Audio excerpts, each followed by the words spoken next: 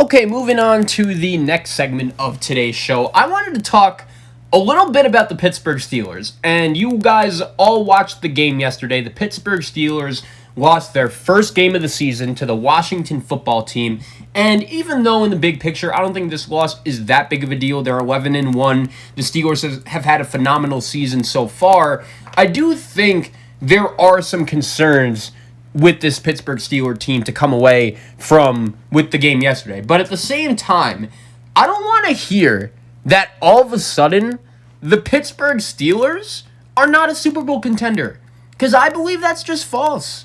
I still believe if any defense has the ability to at least limit the Kansas City Chiefs, it is the Pittsburgh Steelers. And I totally understand the Pittsburgh Steelers do not have the ability to run the football. That is a problem that they're going to have to get fixed. But at the same time, the Steelers' short passing game is kind of their own version of their running game. And you kind of hope from now until the time the playoffs starts, James Conner gets healthy along with Benny Snell and Jaden Samuels, and they just try to run the ball a little bit better. Because to be honest, I feel like that may be the one big thing that is missing from this Pittsburgh Steelers team. But here is my issue with the Pittsburgh Steelers, especially yesterday. They were making way too many self-inflicted mistakes. How many balls did Eric Ebron drop?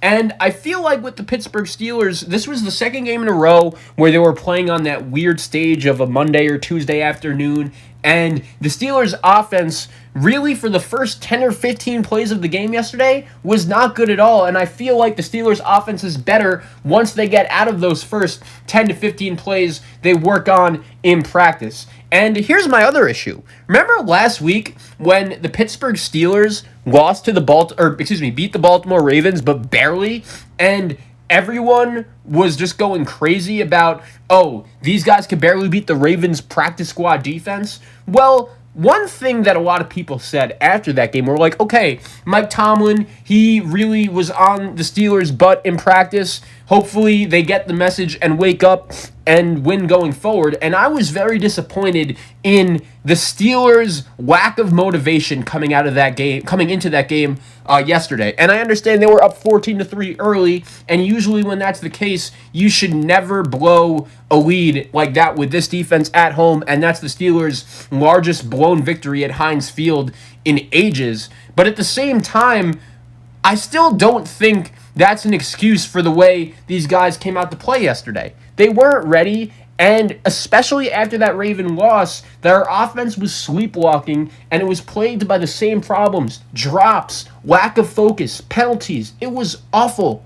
Also, early in the second quarter, that goal line stand by the Washington football team defense, the play calling in that sequence was horrible. If I was a Steeler fan, that is one of my biggest concerns going into the remainder of the season as well. The play calling on the Steeler team was not good.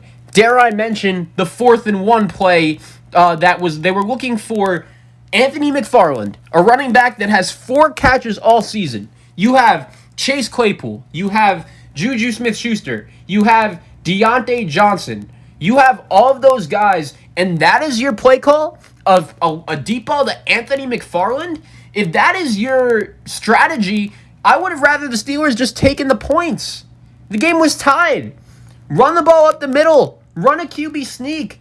It's crazy that the Steelers got away with that yesterday. And if I was a Steeler fan, everyone likes Mike Tomlin, and I get it. He's done a phenomenal job so far this season. But these are the kind of games, and these are the kind of play calls where when I look at Mike Tomlin, I'm just super, super concerned because he's a good coach. I'm not going to deny that. But at the same time, I feel like he has a lot to be desired, and sometimes he leaves you saying, what are we doing here? We saw in the game against Dallas, the bottom line was the Pittsburgh Steelers didn't come out like they were ready to play, and they took that Cowboy team kind of lightly. You guys know the Tomlin game. It's a thing that happens each and every season in Pittsburgh. And yesterday, I wouldn't even say it was a Tomlin game. It was just the fact that Their play calling was awful. And whoever you want to blame that on, whether it's Ben Roethlisberger, whether it's Randy Fichtner, whether it's Mike Tomlin, and I know he's primarily a defensive coach, but what is he going to do? Just say, oh, I'm leaving the offensive alone? No, he has to be better calling plays. And the Steelers threw the ball 55 times in a game yesterday. That's what happens when defensive linemen know you won't throw it deep. The Steelers' offense is way too predictable right now, and my issue is that they don't seem capable of fixing it. And a loss is one thing. I never expected the Pittsburgh Steelers to necessarily go 16-0, even going into the game yesterday. The fact that they still have to go to Buffalo, especially after the way the Bills looked last night, and to Cleveland. I didn't ever think the Steelers were going to go 16-0. But I think it's fair to have that sense of thought where it's like, you know what? The Pittsburgh Steelers are still 11-1, and we're really good. And a loss is one thing. But blowing a 14-point lead to a 4-7 team at home with Alex Smith at quarterback, if you're the Pittsburgh Steelers and you want to get to a Super Bowl, and I think they're capable of, that cannot happen. And here's a memo to Mike Tomlin. You take the field goal to take the lead in the fourth quarter every time, especially on 4th and 1 when your play call is throwing it deep to your 4th-round pick running back. But with all of that being said, the Chiefs lost to the Raiders at home. The Seahawks lost to the Giants at home. The Packers lost to the Vikings at home. So all of these teams that I just mentioned, Kansas City, Seattle, and Green Bay, what do those two teams, what do all three of those teams have in common besides a poor home loss that I just mentioned? Oh yeah, they're Super Bowl contenders. I believe that.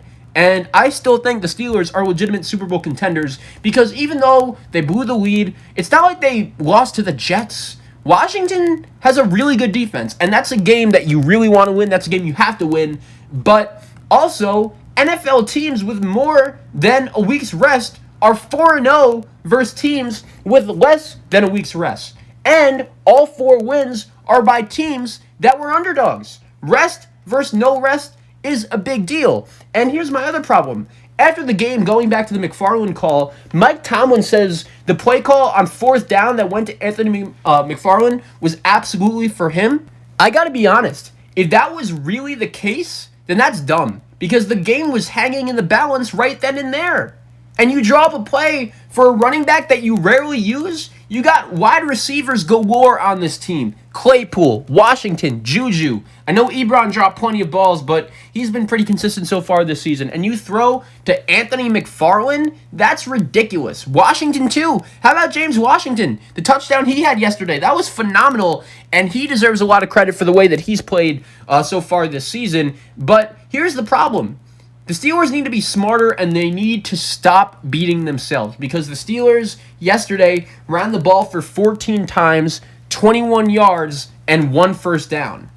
Entering yesterday, Washington was 4-7, Pittsburgh was 11-0. Washington's 4-7 record was the worst by any team in NFL history to defeat a team that entered the game with 11-0 record or better. And I don't really know how much that really means in the context of things. You also saw Myles Garrett tweet out Steelers might have opened the door with the eye emoji. I'm not necessarily willing to go that far yet. I do think people were really waiting for the Steelers to just take one loss, and then as time went on, they were gonna, as all the time went on with them winning close game after close game, I think everyone was really waiting for this kind of loss for the Steelers to happen so everyone could just pounce on them, make themselves look smart. And I got to be honest with you guys, I still believe in this Pittsburgh Steelers team. Right now, I totally understand how good the Kansas City Chiefs are, and I'm not confident when I say this, but I do think the Pittsburgh Steelers still, to this day, would have a legitimate shot to beat the Kansas City Chiefs. And especially if that game's at Heinz Field, because I believe the Steelers' defense, if any defense has the ability to limit the Kansas City Chiefs, it's them. And I feel like you could be incredibly frustrated by the way the Steelers lost this game, and at the same time, they could still win the Super Bowl. And for me, it's kind of like Kentucky basketball before the Georgia Tech game. That's kind of how I feel about the Pittsburgh Steelers. Was the loss frustrating? Yes. But I don't think you should all of a sudden panic because this team, who's won 11 straight games to start the season, all of a sudden lost one game. Was it a game they should have won? Yes. But keep in mind, every team that wins a Super Bowl has a loss or two like this throughout the season. And the Pittsburgh Steelers are going to at least have an opportunity to prove to the rest of the AFC that they're still really good. Let's see them go to Buffalo and win. Let's see them go to Cleveland and win, because without home field, I'm not necessarily sure if I could see them going into Arrowhead and winning. But hey, with that defense, I still think at least they would have a shot. But the way Josh Allen played and the way Buffalo coaches him, going into Buffalo and winning is not going to be hard. Because here's my problem. The Steelers' offensive line didn't play well in this game either. David DeCastro was not great. The Steelers, I think, also need that playoff bye, and opposed to the Kansas City Chiefs. Part of the most interesting things about football, part of the reason why I love football so much, is because part of the nature of the game is no matter how bad the team you're playing is, no matter what, the physical wear and tear on the body of a game is worth something. That's kind of why in college football, with this Big Ten controversy with Ohio State and whether they deserve to get into the playoff or not, that's kind of why I was like, look, if they're 5-0 and we're 8-1, we've played more games, our bodies have more wear and tear, what's that about? I get that argument. So the Steelers need that playoff bye. And the way I look at this in the big picture, the Super Bowl has always been the goal, but going undefeated was just a bonus. And that's kind of how I feel about it. But at the same time, the Steelers had 7 drops in this game. Their most over the last 15 seasons, and the most by any team this season. They've also dropped a league high 31 passes this season, 10 more than anyone else. That can't happen, especially against a team like the Buffalo Bills that is really good and could really beat you. Here's the other problem. Steelers play calls on 4th and 1 to 2 yards to go over the last 2 years. 12 quarterback passes, 7 running back runs, 1 wide receiver run, 1 quarterback run. Of 11 teams with 20-plus attempts, the Steelers have the worst conversion rate at 42.9%, 5th worst overall. And the NFL average is 61. That is major play calling issues for whoever is calling the plays. And I feel like Derek Watt, where was he? This is a guy that the Pittsburgh Steelers paid legitimate money to, and I feel like they could have used him yesterday. And when Mike Tomlin said, man, if you can't get a yard, you don't deserve to win, that was the case with this game, then what were you even doing going for it? Just kick the field goal. And if I was a Steeler fan, that's why I would be pretty upset right now. And if Mike Tomlin is falling back on, if you can't get a yard, you don't deserve to win the game. Since the start of the 2019 season, the Steelers convert 4th and short 42% of the time.